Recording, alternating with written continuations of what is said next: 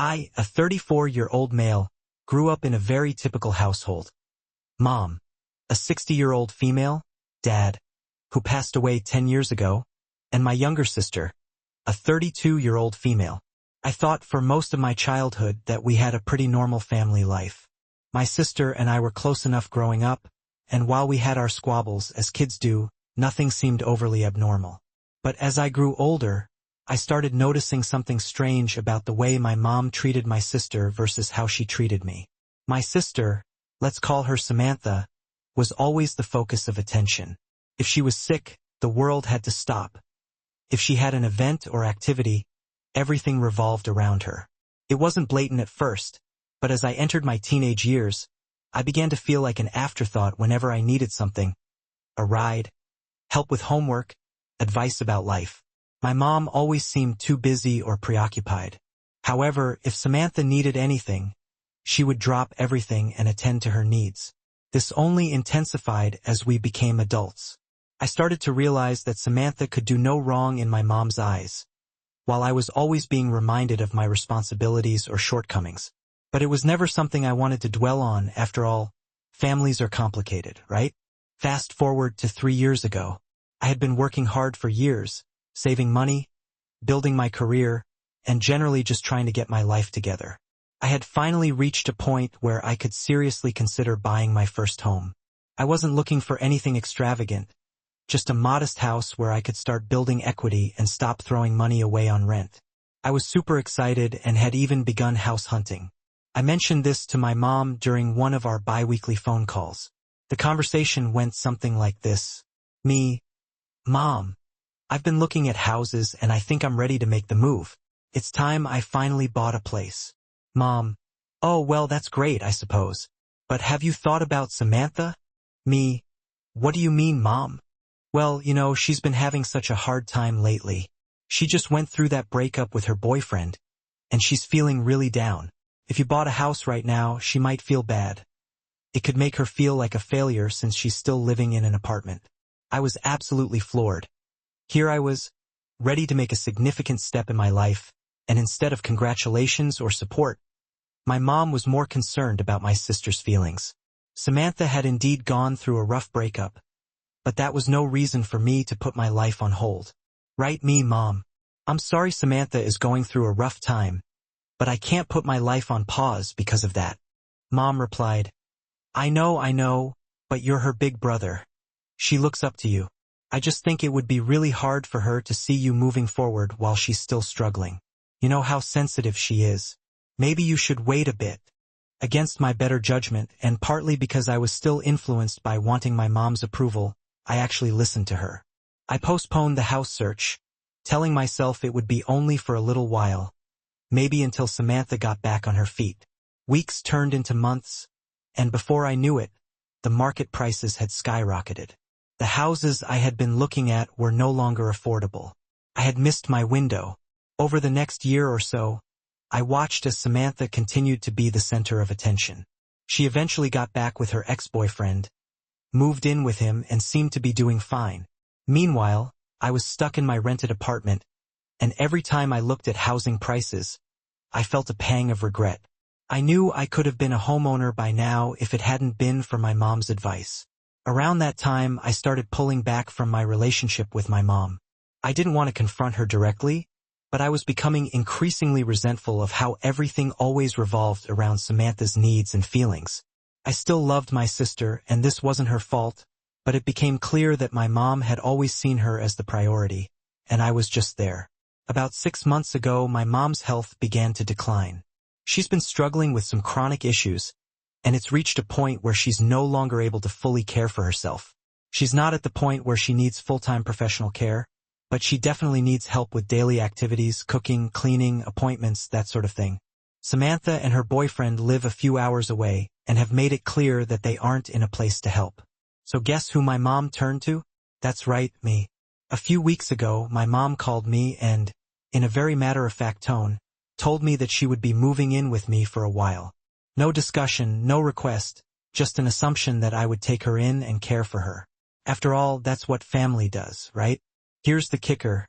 I'm still renting. I never got the house I wanted because of her advice to put my life on hold for Samantha. Now she expects me to take her in, and my small rented apartment, without even acknowledging the sacrifice I made years ago. It's like she's completely oblivious to the fact her meddling prevented me from being in a better position to help her now. I told her I needed time to think about it, but in truth, I'm leaning towards saying no. I've given up enough of my life and my dreams because of her favoritism towards Samantha. I feel like if I take her in now, I'll be sacrificing my peace of mind and my independence for someone who never truly valued me as much as my sister. When I told my mom I wasn't sure if I could take her in, she was shocked and hurt. She couldn't believe I would even consider saying no. She gave me a whole guilt trip about how she's always been there for me, which is debatable, and how it's my responsibility as her son to care for her in her time of need. She even tried to pull the Samantha card again, saying that it would be too hard for Samantha to care for her because she has her own life and relationship to manage. Meanwhile, I'm single and child-free, so according to my mom, I have no excuse. I've tried to explain to her how her actions in the past made me feel, and how I've always felt like the choice in her eyes. She brushed it off as me being overly sensitive and told me that family is family, and we need to stick together. But where was this family is family mentality when I was trying to buy a house and start my life? Where was this attitude when everything revolved around Samantha, and I was expected to just quietly support from the sidelines? I spoke to Samantha about this, hoping she might help or at least offer some support. Her response: "Mom's done so much for you. You really should take her in." I couldn't because insert list of reasons here. "But you're in a better position to help," she said. It was almost like she had rehearsed it with my mom. It felt like déjà vu from the house situation all over again. My life being put on hold because of family expectations. I'm at my wit's end here. I don't want to take my mom in, especially after everything that's happened. But I feel like I'm being painted as the ungrateful, selfish child for even considering saying no. I've spent so much of my life bending to accommodate my mom's preferences and Samantha's needs that I barely recognize myself anymore. So, am I the a-hole for refusing to take my mom in after she deterred me from buying a house so my sister wouldn't feel hurt? Op's mom has clearly played favorites his entire life, and now she's reaping what she's sown. The fact that she doesn't even acknowledge the sacrifice Op made by putting his house plans on hold is really telling. It's all about Samantha, and now that she's not available, she's turning to Op. Op deserves to live his life for himself, not always in the shadow of his sister. Op should not feel guilty for setting boundaries, especially when they've been blurred for so long. Family might be important, but Op is not a doormat. On the other side, Op should not have listened to his mother and bought the house. So, he's an a-hole here for not buying it and listening to his mom. And now, let's hear the community's opinion. Not the a-hole. Your mother literally sabotaged your future financial stability for the sake of your sister's feelings. That's messed up. You could have been a homeowner by now, and instead, you're being expected to shoulder the burden once again because your sister is too busy living her life. You're not responsible for your mom's decisions or her health issues.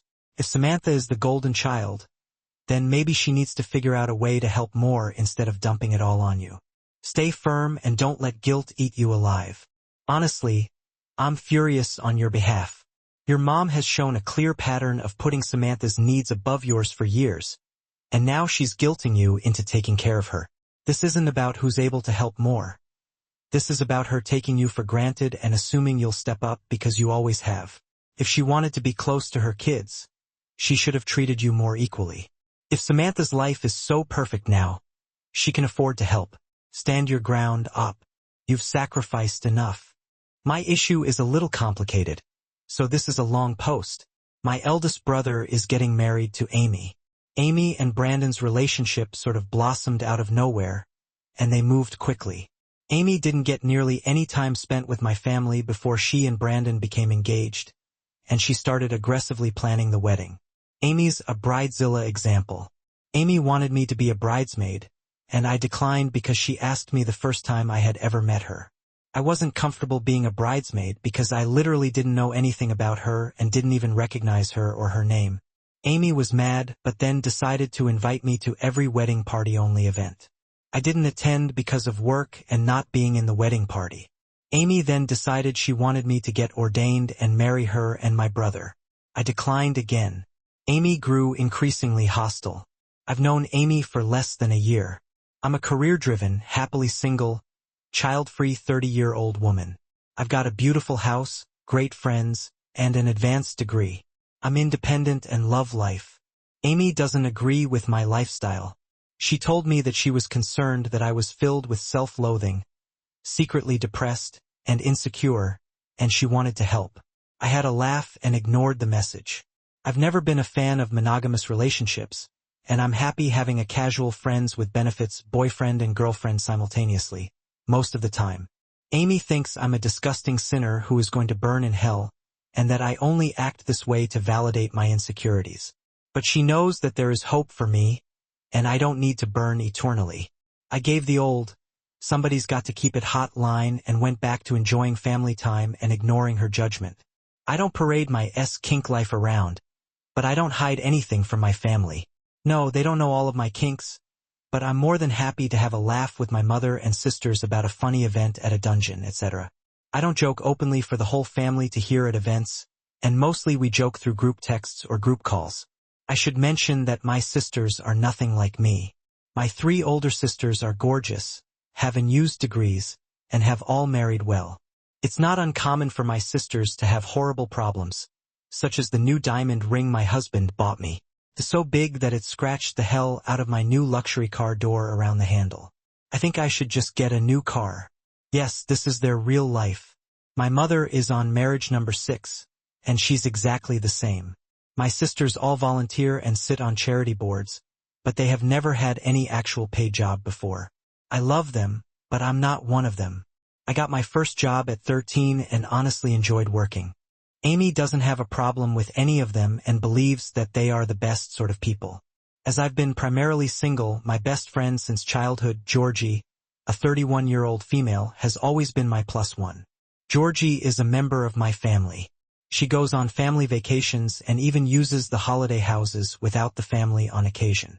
Georgie comes to every family event and holiday, is included in group messages and jokes, and often spends time with my mother, sisters, or shopping with them, drinking, or just round for dinner. She is, for all intents and purposes, a non-biological family member, and has been for over 20 years. Amy has decided that she hates Georgie with a passion. I think the hatred developed after I repeatedly failed to respond to the aggression Amy directed towards me. Amy lists the following reasons as to why Georgie is a disgusting excuse for a human being. My family attended Georgie's grandmother's funeral. When my mother walked up to the casket to pay her respects, Georgie gave the casket a hard shake. Hard enough, in fact, that her grandmother's head sort of bounced, flopped about. Georgie immediately had an OD duck look on her face, and it was obvious she was wondering why the hell she did that. In true Georgie fashion, she tried to ease the tension in the now entirely silent, staring room. She said loudly and awkwardly, "Well, we had to know, didn't we? And yes, that head flop, seen the issue, she's dead, yes, good and dead." Georgie said this all in a William Shatner-esque fashion that was amazingly awkward. Georgie and I made eye contact and then lost it, laughing. Georgie stood by the casket, laughing hard enough she began to snort, bent over with laughter, jerked up in surprise at her snort, and knocked a flower arrangement onto the casket, on her grandmother's head. We had to be led out of the funeral to compose ourselves. It was horrible. My family jokes about Georgie, the infamous casket shaker. Amy thinks this event was disgusting. I won't lie. I have no idea why Georgie shook the damn casket, and neither does she. Georgie had both of our families over to hers to finally reveal that she was a lesbian. It wasn't a surprise. Georgie had been dating women for ages, but not everyone knew. We mostly felt like we were in the mood for a good party. I helped plan the evening. Georgie hid in the closet. I served up fish tacos, and once everyone arrived, Georgie burst out of the closet yelling, "I'm coming out!" as I played Diana Ross's "I'm Coming Out," and danced off to the side. We thought it was good fun, and the families had a laugh. Amy thought Georgie was tactless and disgusting but said it had nothing to do with her orientation. I explained the closet and tacos were my idea, but Amy said Georgie was to blame for the debauchery. Georgie, my sisters, and my brothers have a book that I made. It's entitled, Find Uncle Georgie. Georgie accidentally referred to herself as Uncle at one of my sister's ultrasounds that revealed the gender of the baby, and my 13 nieces and nephews have giggled and referred to her as Uncle ever since. I photoshopped a creeper mustache and goatee on Georgie and then hid her in various pictures of our families. My nieces and nephews think the book is hilarious and love playing Where's Waldo, but instead, it's Where's Creeper Uncle Georgie. Amy had a tantrum about the book that I misunderstood. I thought she felt left out, so I shopped a photo of Amy and Brandon to add to the books. The only photo I had was their engagement photo, so that's what I used. Amy lost it. She said that some people can't handle lesbians and that Georgie was causing her trauma. I joked and asked if she had been attacked by a roaming horde of lily lickers, and Georgie added that lesbos do become particularly aggressive during mating season, so she understood the fear. But Amy needn't worry because Georgie wasn't currently runting. Amy demanded my family intervene at this point because she was fearful, so that's where we are. I'm not particularly interested in playing nice with Amy. I know mine and Georgie's sense of humor isn't for everyone, but I couldn't care less what Amy says because the woman is a bigot. I get the feeling that she's jealous of the bond that my family, particularly myself and my mother, share with Georgie. Amy sent me a text that she, Amy, is my sister now, and that I needed to put family first and limit Georgie's interactions with myself and my family, Amy explained. She said that she wanted to feel like part of the family, and Georgie was making that impossible for her. Georgie and Amy have had nearly no interaction, and Georgie avoids talking about Amy to anyone because she has no interest in the drama. I told Amy she wasn't my sister, but Georgie was, and that I have always, and will always, put family first. That's always included Georgie and always will. I told her Georgie is my plus one, and if she wasn't comfortable with her at the wedding, she shouldn't be comfortable with me there either. Amy has been hysterical ever since and keeps trying to get my family to back her. My family, point blank, stands by Georgie and doesn't indulge Amy's hysterical behavior. Amy then gave away a ridiculously sentimental family heirloom that was given to Brandon. Amy said she did this because the family didn't treat her and Brandon like family, so they shouldn't care if they have family heirlooms. Amy says that it is Georgie's fault that the heirloom is gone, and that my family needs to realize how detrimental of an impact Georgie is having on our lives. My family essentially said, "Duck you, the horse you rode in on, and your wedding." Amy now won't leave Georgie and I alone. She blocks her number and then uses another, with text messages coming in at 2:30 a.m. that switch between bigoted, hateful vitriol and pleading guilt trips. Brandon has remained entirely silent throughout, besides once agreeing that Georgie was trying to split him and Amy up. Brandon could not explain how or why this was the case. Amy somehow contacted Georgie's partner to tell her that Georgie was in love with me. Brandon, that's obviously not the case, and being bi doesn't mean that I cannot have platonic friends. Amy says it's biologically impossible to be friends with someone you feel a desire towards. I am no more attracted to Georgie than I am to any other of my sisters, for duck's sake. Georgie sent my mother and sisters a group text and said that she was sorry to disappoint, but she couldn't be attracted to me because my boobs were too damn big, and she just wouldn't know what to do with herself. As always, Amy was offended. Yes, this was a little crash of Georgie, but she was pretty annoyed at this point. Amy is crazy.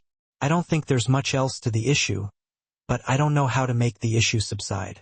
We have done what we can to not be part of her life, and I'm torn between a loss of respect for Brandon and concern about his fiancé's erratic behavior. I don't understand Amy's hatred of Georgie. I feel like I'm the cause of that hatred, but I don't really understand why. So what do? I'll continue limiting contact. I hate to press charges for harassment or obtain a protection order, and I hope this settles down before that becomes necessary. I feel like my jokes have caused a lot of the issues. I could try to stop joking around as much, but I immaturely want to say to hell with that. I'm a happy person who laughs way too hard at her own jokes, and my sisters and mother are the same. I don't think we should have to change to accommodate crazy. Is this too immature? Should I attempt to modify my behavior and ask Georgie to step back on the joking as well? Am I a bad sister for not caring in the least that I'm losing my relationship with Brandon by choosing Georgie? regardless of all else? I will not be ashamed of who I am. My lifestyle doesn't hurt anyone. I have never understood orientation. I have always been attracted to people that I like. That person's gender has as much influence on my attraction to that person as their hair color does. I've never been able to understand why I wouldn't be attracted to someone because she happens to be a woman. I try to remember that other people truly aren't attracted to the same things, and for some reason that makes me the oddball. I don't want to play the victim card, but I cannot help but feel like a issue is my open bisexuality and Georgie's homosexuality. I wasn't raised in a family that cared about things like that and have always said to hell with people who do. I don't know if I'm reacting offensively because of my lack of understanding, but I don't think it should matter. I intentionally don't associate with people who believe they can judge who I have relationships with, so I don't know if Amy's reactions are typical of the conservative religious type in the adult world. Obviously, things were different in school. Add to this, I sent this post to my sisters. They said I'm way off, and Amy wants Brandon to believe that it's impossible for a respectable wife to work. Evidently, Amy uses mine and Georgie's degenerate lifestyle as an example of what she will be exposed to if she keeps working after the wedding. I have no clue. She may have a lot more issues than I knew. Amy is crazy and hateful, but I can't help thinking that based on the mental picture I get from your description of Georgie, I'm not sure if I'd be Georgie's biggest fan either if I were in Amy's position. Since I'm personally not crazy and hateful, I might seek opportunities to spend time with your family when Georgie wasn't around and avoid some events where Georgie might be there. I also might fear that Georgie might pull some crazy stunt at my wedding, but there's no excuse for Amy to be harassing you with hateful messages rather than hoping for it to just go away. I might recommend telling Amy you'll take legal action if she doesn't stop. Amy grew increasingly hostile. I've known Amy for less than a year, but you've known your brother your entire life. Being involved in your brother's wedding, whether you were close to his fiancée or not, is pretty normal. It seems like she tried to get to know you, but you shot her down at every turn. Now she feels like his family hates her. Then, you shared your 3-bulleted story. What a doozy. What Georgie did was incredibly disrespectful. Whether you and your family thought it was funny, oh, that's just Georgie. That's an incredibly awkward and disrespectful thing to do at a funeral. Based on number 1, Georgie probably was being tactless. Then, considering Amy's background, you did nothing to ease her into things but just laid it on heavy. You snubbed your soon-to-be sister-in-law in favor of a non-family friend in a photo album. And then, when your soon-to-be sister-in-law confides in you that, based on her background, lesbians freak her out, instead of taking her seriously, you bust out a Yugab Booga scary lesbian mating seat season and have a joke at her expense. It's no wonder she hates you. In every instance she reaches out to you, you turn her away. You know she has a conservative background and is freaked out by lesbians in your lifestyle. And yet, rather than do anything to ease her into accepting it or even try to reach out to her, you instead choose to make light of it in front of everyone.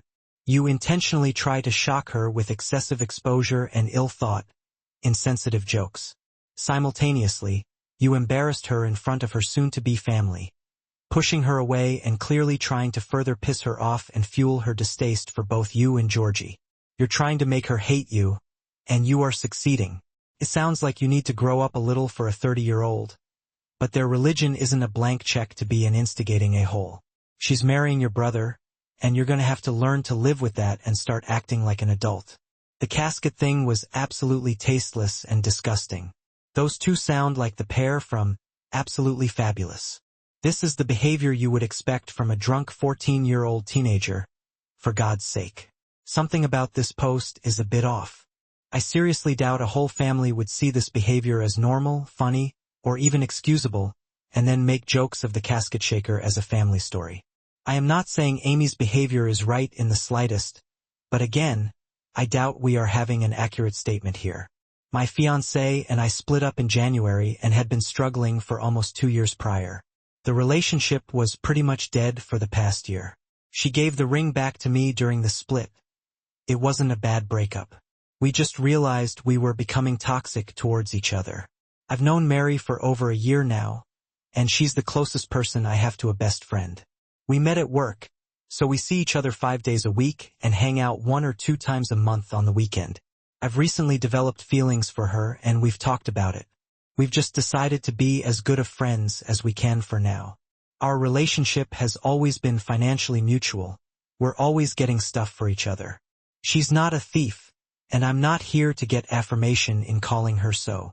On to the meat of it, I left the ring out on the TV stand in plain sight, no box or anything. So it's not like it had to be searched for. I had a small gathering together with us and 2 others. We drank and played some games and drank some more. We never got blackout drunk, but we were maybe close at some points throughout the night. So everyone's judgment and memory got hazy at some point. I'm not sure how or when she got the ring. I'd imagine she saw it and put it on when she was drunk and forgot she was wearing it. I didn't notice it was missing until yesterday, and then when I got to work, I noticed she was still wearing it. I feel if she stole it, she wouldn't be wearing it around me.